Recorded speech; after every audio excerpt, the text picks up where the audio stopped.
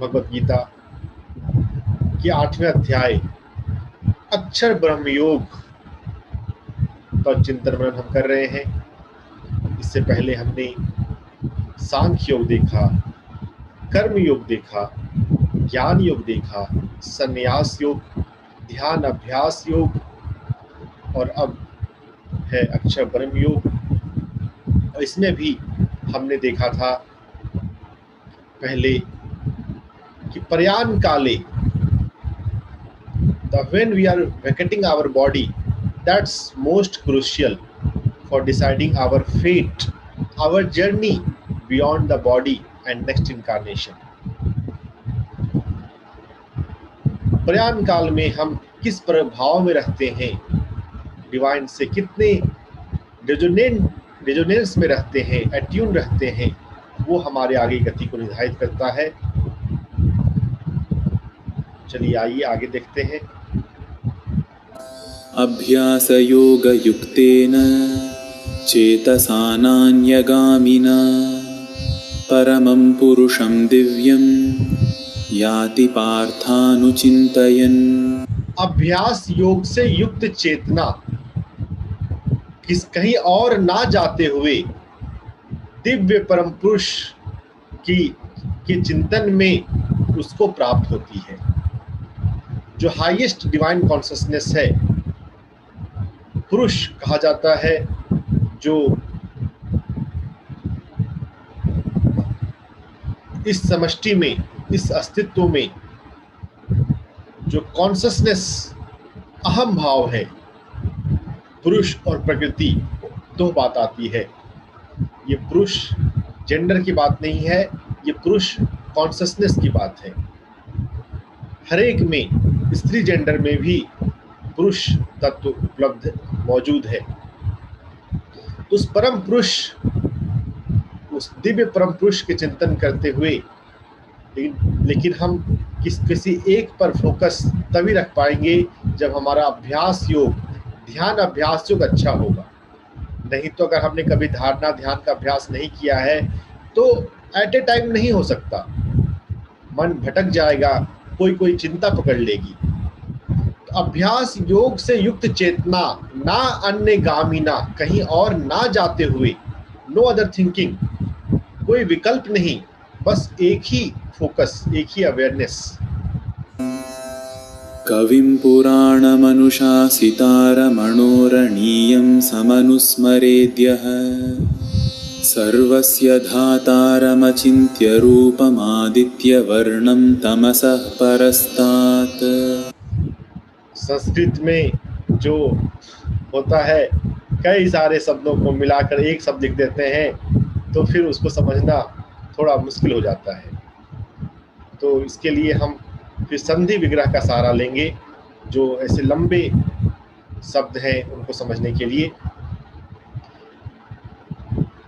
कविं पुराणम अनुशासिताराम अनोह अनुसायम अनुस्मरेत। यह कवि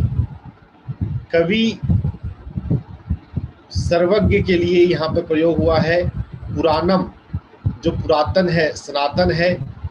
अनुशासिताराम जो सब पर शासन करता है, जो सब which rules everything। अनोह अनीस आयाम शम जो अनु से भी छोटा है, सूक्ष्म से भी सूक्ष्मतर है, उसका स्मरण, अनुस्मरण।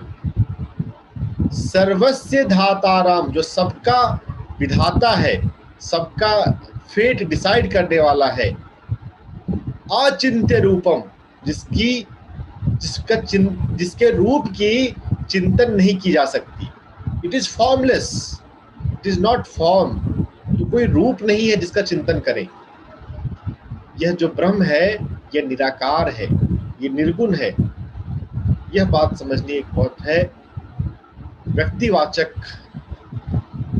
भक्ति भाव वाले परंपरा में जो ज्यादा है, वो कई जगह पर देखिए आ रहा है, यहाँ भी है।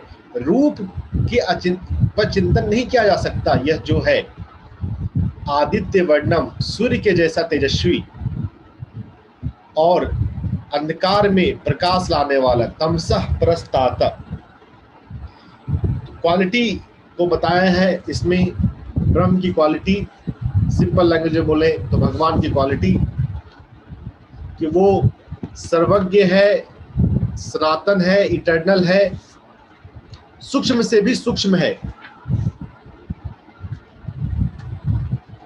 It decides fates of everything, अनुशासिताराम, सर्वस्य धाताराम, अचिंत्य रूप, इसका कोई रूप नहीं है जिसकी चिंता की जा सके, जिस पर चिंतन किया जा सके। जहां भी ये रूप आया तो आप जो हाईएस्ट ब्रह्म है उससे आप एक लेवल नीचे आ गए, एक लेवल हट गए। इस बात को अगर हम समझें तो व्यक्त के पीछे अव्यक्त को पहचानने की कोशिश करें, रूप के पीछे अरूप को देखना सीखें। अंधकार में जो प्रकाश लाता है सूर्य की भांति, उसका अनुस्मरण,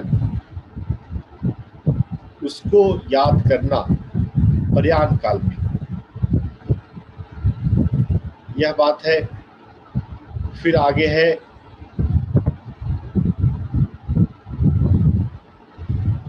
प्रयाण काले मनसा आचलेन भक्त्या युक्तः योग बलेन एव च एव भ्रुवो मध्ये प्राणम आवेश्य सम्यक सह तम परम पुरुषम उपैति दिव्यम। प्रयाण काल में मन को अचल करके, आपका मन इधर उधर ना भटके, अचल, चलना नहीं, हिलना नहीं, तो यहीं पर ध्यान अभ्यास योग के महत्व हमें समझ में आएगा कि अगर मन डमाडोल होता है तो वो एक चीज पर फोकस नहीं कर पाएगा, ब्रह्म पर फोकस नहीं कर पाएगा। भक्त्या युक्तः योग बलेन च एव, योग के बल से अगर किसी पर फोकस करना है तो योग की बल, योग शक्ति की जरूरत है, पावर ऑफ योगा। योग बलेन चैव भक्त्या युक्तः, और भक्ति भी चाहिए। चार तरह के लोग मुझे याद करते हैं, पीछे के श्लोक में हमने देखा था।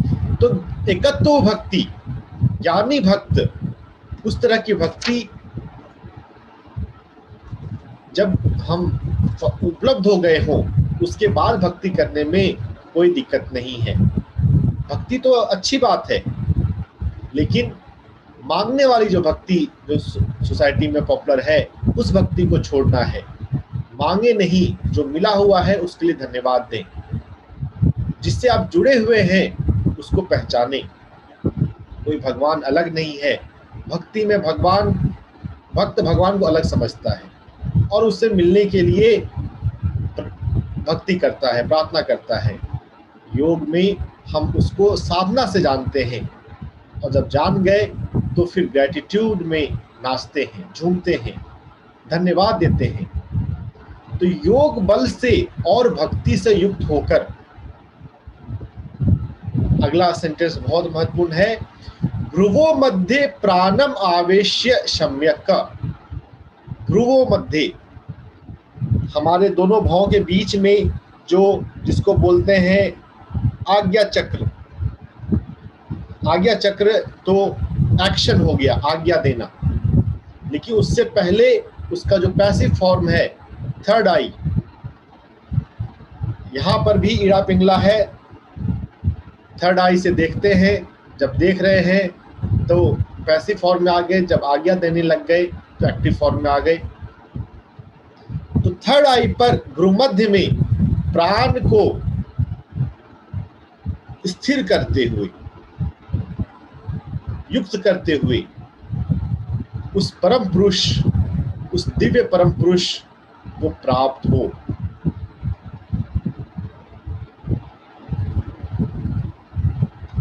ध्यान में बहुत साधकों का यह अनुभव होगा कि जब श्वास पे ध्यान लगा रहे हैं तो स्वतः हमारी चेतना यहाँ चली जाती है भ्रूमध्य में। जब स्वतः जाए तो जाने देना है और वहाँ टिक जाना है, वहाँ पर स्थिर होकर अपने आप को देखते रहना है, ब्रह्म को महसूस करने की कोशिश करनी है, सूक्ष्म को फील करने की कोशिश करनी है। जब अपने आप से आए तो उसका स्वागत है। हम खींच कर लाएं तो फिर वो टिकेगा नहीं, मन भटकेगा।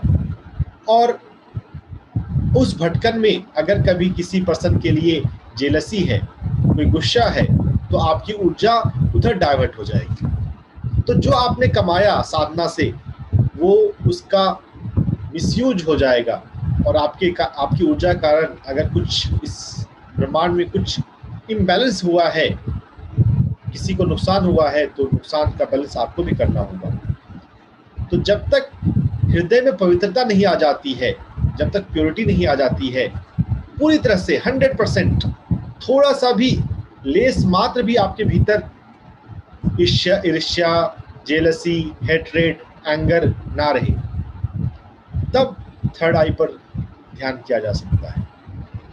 उससे पहले अगर करें तो नुकसान होने की संभावना है। अनजाने में किसी के प्रति गुस्सा आ गया और उस समय आप थर्ड आई पर फोकस्ड है, आपने कुछ सोच दिया, बोल दिया, आपकी सारी ऊर्जा उधर चली जाएगी और बिल्कुल हो जाएगा। जो सोचेंगे, जो आप दूसरे का बुरा सोचेंगे, बुरा भी हो जाएगा। ऊर्जा तो अपना काम करेगी। तो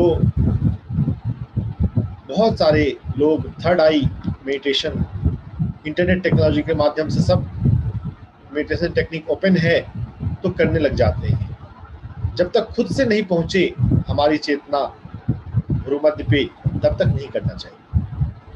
ये एक साधना में प्रिकॉशन की जरूरत है। मैंने बहुत सारे साधकों से मैं मिला हूँ जो करते हैं और बाद में फंस जाते हैं। Don't get misguided in spirit. प्रयाण काले, जब हम मृत्यु काल में हो, उस समय भ्रूमध्य में अपने योग बल से और भक्ति भाव से युक्त होते हुए अपने आप को वहां पर स्थिर करें। और स्वामी शिवानंद की गीता अगर आपके पास है, इसकी व्याख्या में देखें, व्याख्या में बहुत अच्छी बात उन्होंने लिखी है, जो मेरा इंटरमीडिएट स्टेट है। बिगिनर्स के लिए ये नहीं है, लेकिन हाँ इंटरमीडिएट्स के लिए है, जिनके लिए कुछ महीने हो चुके हैं, कुछ समय हो चुका है।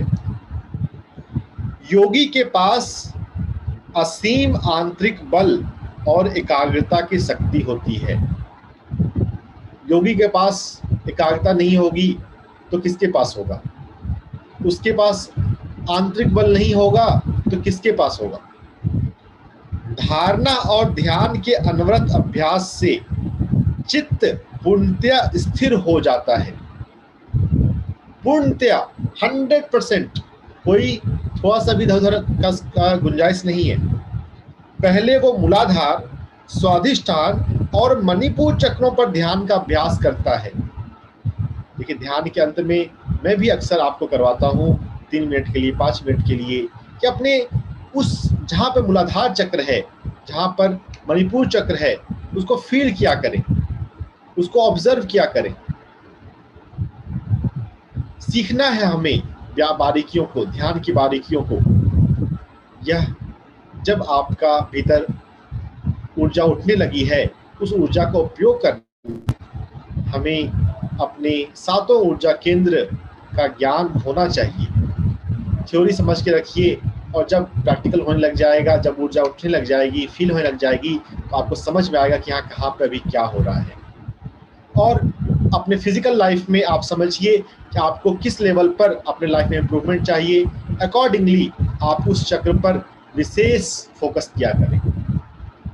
अगर आपको अपने लाइफ में बेसिक चीज़ों पर अभी काम करने की जरूरत लगती है तो मूलाधार पर फोकस किया करें। सेक्सुअलिटी या क्रिएटिविटी लेवल पे आपको इम्प्रूवमेंट चाहिए तो स्वाधिष्ठान पर फोकस किया करें। अगर पावर चाहिए, आत्मबल चाहिए, विजडम चाहिए, जीवन में आगे बढ़ने की ऊर्जा चाहिए, मणिपुर पर ध्यान करें। अपने जीवन में प्रेम चाहिए, बैलेंस चाहिए, हीलिंग चाहिए, अनाहत में फोकस किया करें। आपको लगता है आप ठीक से बात नहीं कर पाते, अपनी बातों को व्यक्त नहीं कर पाते, तो विशुद्धि चक्र पर ध्यान लगाया करें। अगर आपको अपनी आध्यात्मिक अवेयरनेस बढ़ानी है तो थर्ड आई पर फोकस किया करें। और स्पिरिचुअल यूनियन चाहिए, वननेस चाहिए, एकत्व चाहिए, तो क्राउन पर ध्यान लगाया करें। ध्यान के अंत में थोड़ी देर के लिए मन को अचल करना सबसे मेन टास्क होता है। इसमें आ रहा है ना, प्रयाण काले मनसा अचलेन। ये मन हमारा अचल नहीं होता, और जब तक मन अचल नहीं हुआ है तब तक चक्र ध्यान, थर्ड आई ध्यान आप नहीं ठीक से कर पाएंगे। हाँ, जिनका मन अचल हो गया है, जिनका मन नहीं भटकता है, वो अपने समझ अनुसार किसी भी एक चक्र पर या सातों चक्र पर फोकस कर सकते हैं। Learn to listen your inner feeling, your inner gut feeling. क्या आपको महसूस हो रहा है, आपके लिए क्या अच्छा है। और यहीं पर personal mentor, personal teacher, personal गुरु का हेल्प हो जाता है। जब आप आराम से बात कर सकें अपनी मनोदशा को, मन स्थिति को, तो आप उसको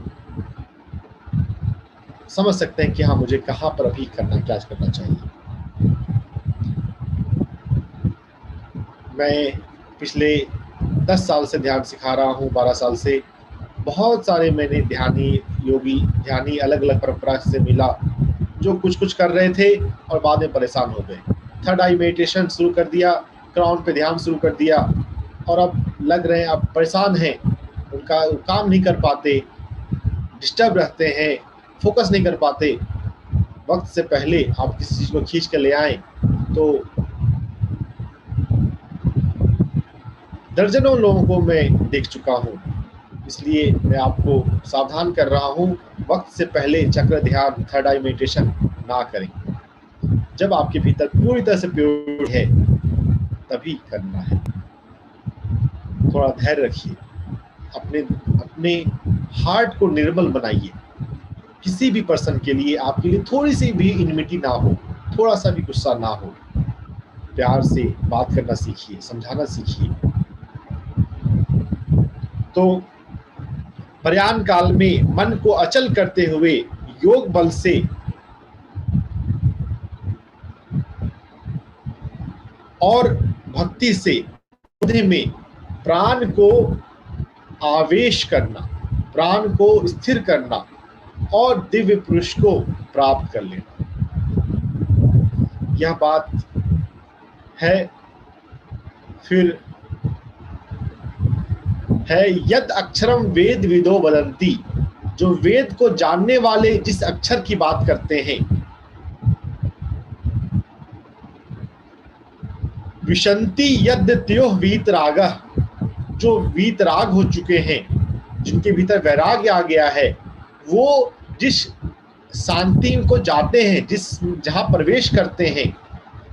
यद इच्छन्तो ब्रह्मचर्यम चरंती, ब्रह्मचर्य का पालन करने वाले जिस इच्छा से, जिस भाव से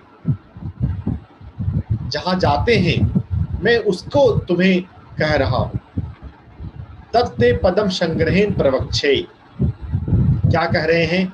फिर से वो बात आ गई, इस बार थोड़ा सा और डीप हुआ। सर्व द्वारानि संयम्मा मनोहृदय निरुद्ध्य च, सभी द्वारों पे संयम करके। हमारे पास कई सारे गेट्स हैं, गुदा द्वार, मूत्र द्वार, हमारा आँख, कान, नासिका, मुंह।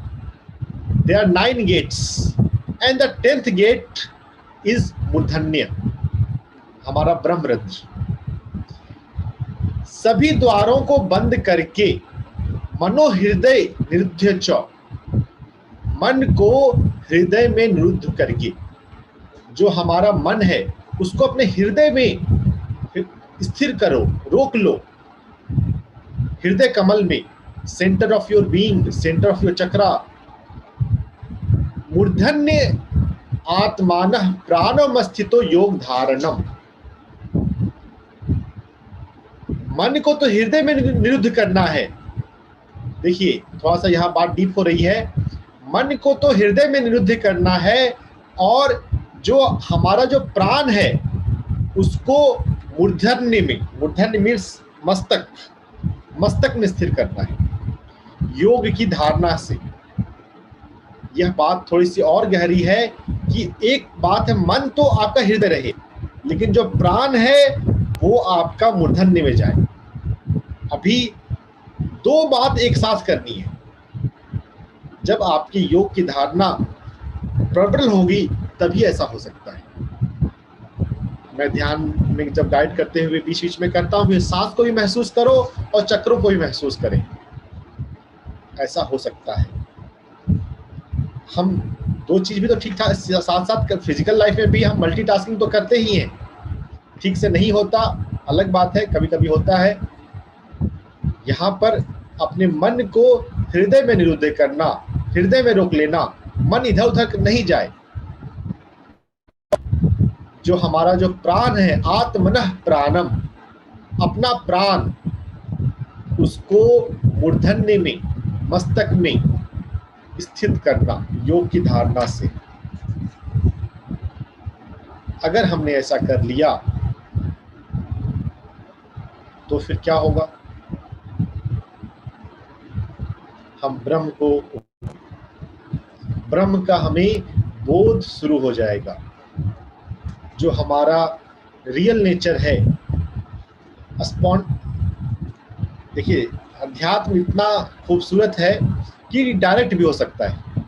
इतना सब कुछ ना करते हुए भी आप शांत होते चलें, आपको एहसास होना शुरू हो जाएगा।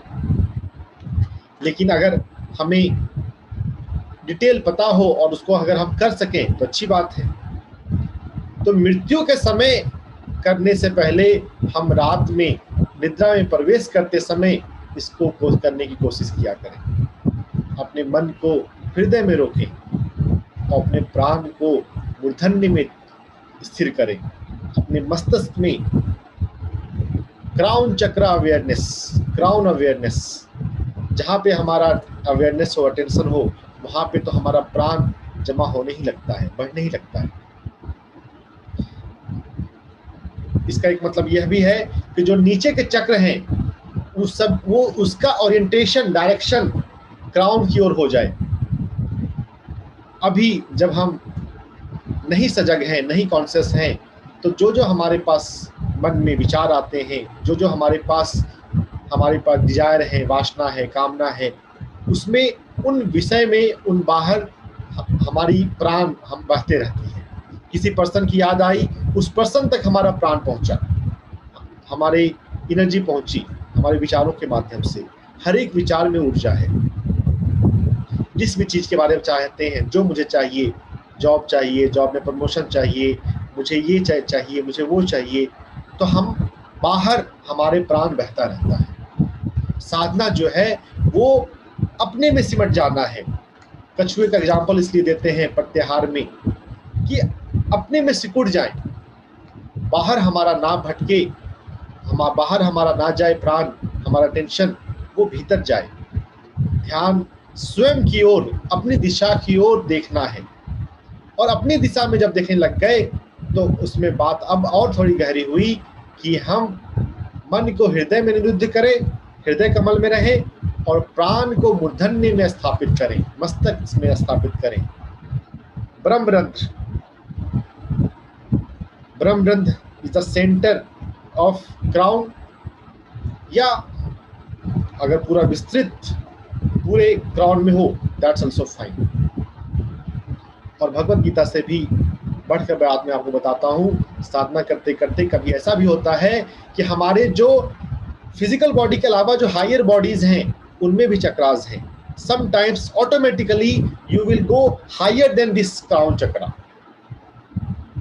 दे आर 8 चक्रा, 9 चक्रा, 10 चक्रा, 12 चक्र तक महसूस होते हैं साधकों को।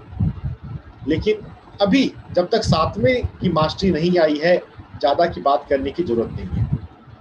हाँ, अपने आप कभी हो जाए तो जानना है, ठीक है, ऐसा भी होता है। अभी हम 7वें में ही अपने आप को स्थिर कर लें, जाग जाएं, अचल बने, हिले डुले नहीं। आगे का श्लोक देखते हैं।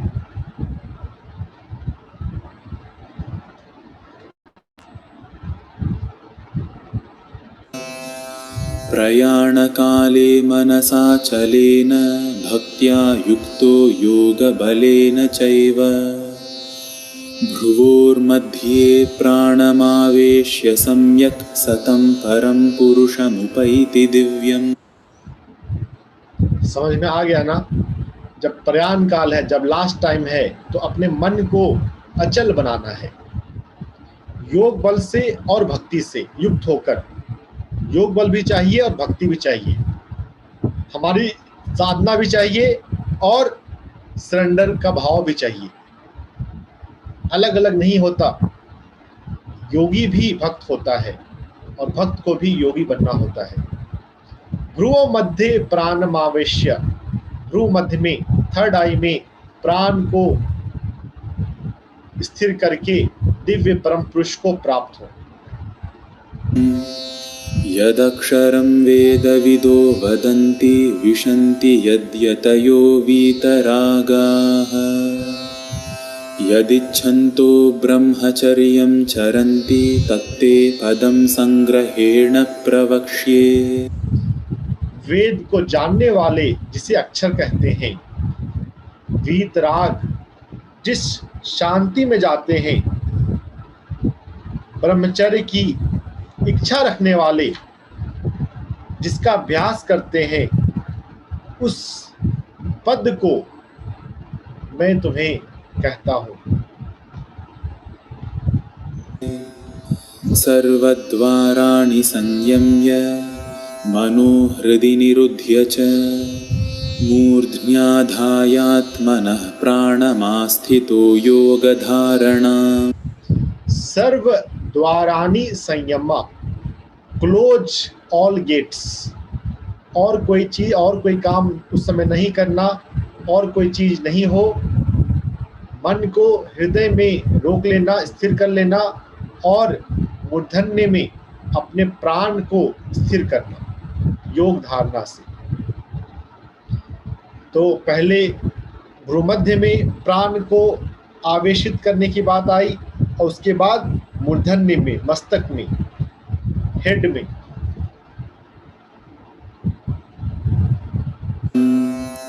ओमित्येकाक्षरं ब्रह्म व्याहरन् मामनुस्मरन् यः प्रयाति त्यजन् देहं स याति परमां गतिम्। एक अक्षर ब्रह्म, अक्षर ब्रह्म का जो प्रतीक है वो ओम है।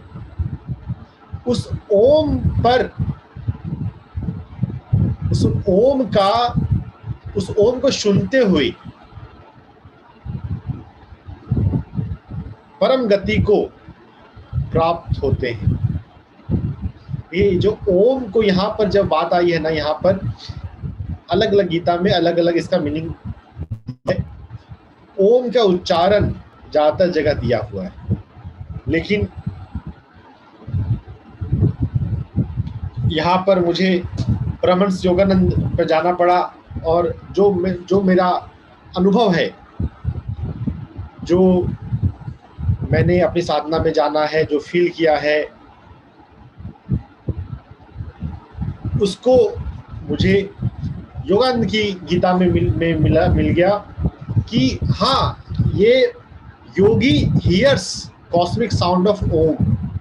ओम जो है ना, वो उच्चारण करने की मुख्य बात नहीं है। ब्रह्मांड में ओम का नाद गूंज रहा है, और जो गूंज रहा है, हम जो ओम का उच्चारण करें उससे डिफरेंट होता है। हमारा जो ओम है वो तालू के टकराने से होता है, लेकिन जो ब्रह्मांड में ओम है उसका कोई सोर्स नहीं है, सोर्सलेस साउंड। ये एक रहस्य है कि कोई सोर्स नहीं है, लेकिन फिर भी आवाज है।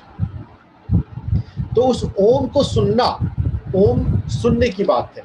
हम उच्चारण करते हैं, इट्स ओके, ताकि हमको बात समझ में आ जाए कि हाँ, हमें ओम पर फोकस रखना है, ओम को नोटिस करना है। लेकिन ओम मुख्यतः सुनने की बात है। अगर उच्चारण भी करते हैं तो अपने ध्यान में हम उसको सुने, यह हमें भाव रखना है। और देर सबेर सुनना शुरू हो जाता है अपने आप। जब कभी ध्यान गहरा हो तो हम सुनने लग जाते हैं। कई ध्यानियों का यह अनुभव है और होगा। तो उस एक अक्षर ब्रह्म को, ओम को सुनते हुए मुझे स्मरण करना, देह त्याग करते समय जो ऐसा करता है वो परम गति को प्राप्त होता है। तो अगर ध्यान अभ्यास योग सदा हो तभी तो सुनना होगा ना, नहीं तो वो मैकेनिकल बोलना ही हो जाएगा।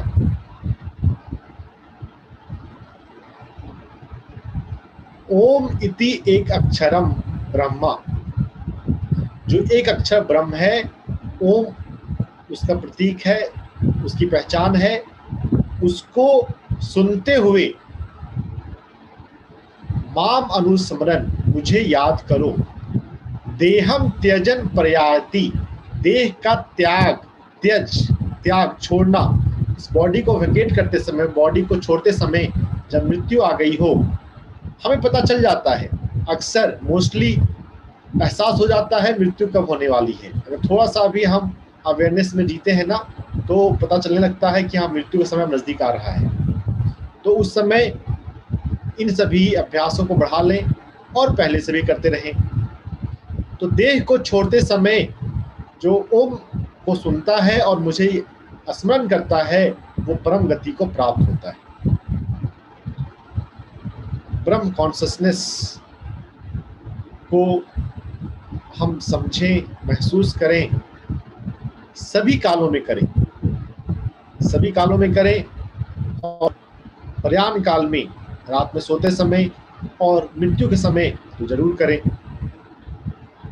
जितना हम सर्वेषु कालेषु माम अनुस्मर युद्ध च, अगर सभी कालों में हमने स्मरण करना सीख लिया है तो प्रयाण काल में स्मरण करना ज़्यादा अच्छा होगा। नहीं तो दूसरों को हमारे कान में ओम बोलना पड़ेगा, और दूसरे बोलेंगे तो कितना होगा। वो बस खाना पूर्ति के लिए होता है, कहने को होता है, उसका इफेक्ट शायद नहीं आता, पता नहीं। ये रहस्य ऐसा है, मृत्यु का रहस्य, मृत्यु के पार की जर्नी का रहस्य। मेरे अनुसार तो नहीं होता, लेकिन शायद होता भी हो। तो हम स्मरण रखें इन बातों का, हमेशा महसूस करना उसको, किसको, अव्यक्त को, ब्रह्म को, सिंपल लैंग्वेज में भगवान को। लेकिन भगवान हम बोलते हैं, भगवान को समझे भी भगवान का मतलब क्या है। तो आज का गीता प्रवचन इज ओवर नाउ।